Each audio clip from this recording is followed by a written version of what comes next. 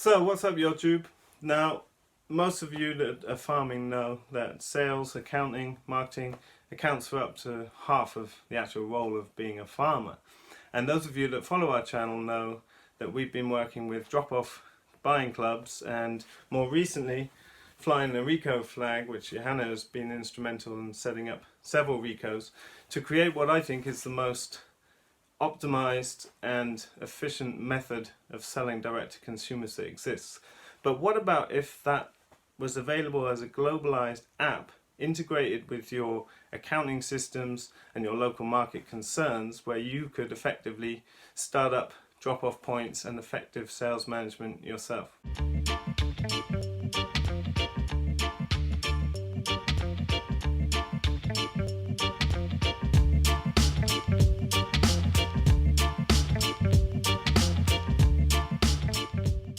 So we really love the RICO model, and it's been something that we've been doing since the start of our farm, is running drop-off points to minimize the time going into sales, things like farmers markets, etc.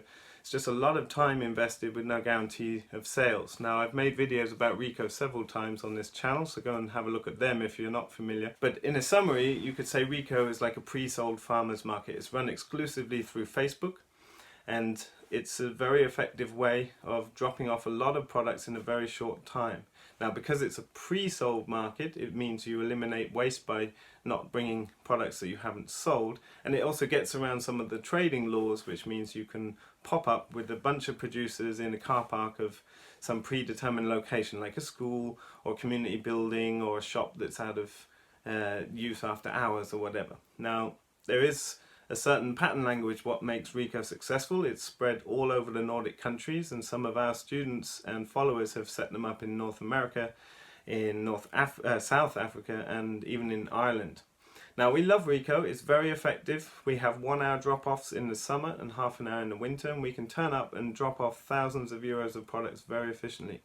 However, there are some drawbacks to RICO, which I've talked about before. Those drawbacks include the fact that every interaction is with a customer on Facebook. Now, part of the success of RICO is it is on Facebook, and most people are on Facebook. A customer has to say, okay, I want to buy 30 eggs and a veg box and a kilo of beef, please. And you have to go back in and say, okay, thanks for the order. It's 2019, turning 2020. That stuff should all be fully automatic. Now, there are people who have created code for the RICO circles that can pull all that data out and put it on a spreadsheet.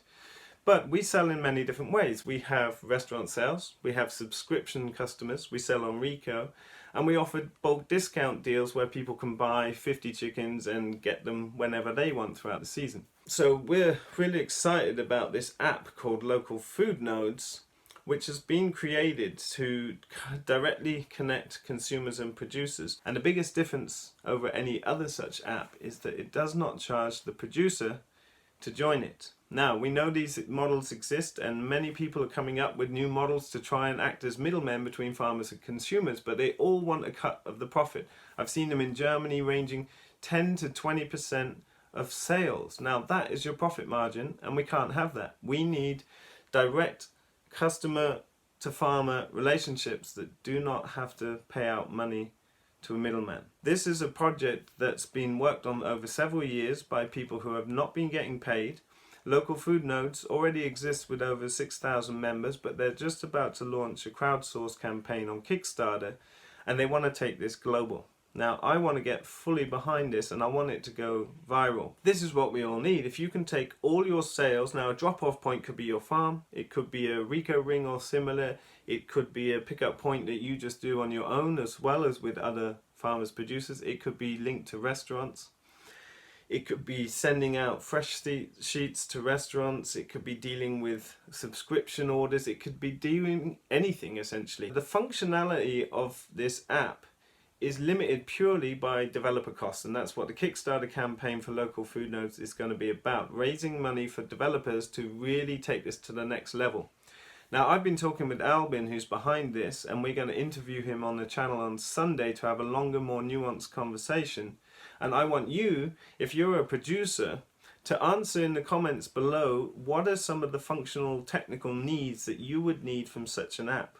This is basically, you can go on Local Food Nodes and see this already, But as a consumer, you can find out who's selling local food, of what kind, of what price, where you are. You can see when their pickup points and drop-off points are. You can order online. And then the back end of that is what can make this so much more useful than RICO, because it can compile all the data, and if the money is there in this campaign, then they will be able to link that with your bookkeeping, whether it's QuickBooks or here in Sweden we use Fortnox.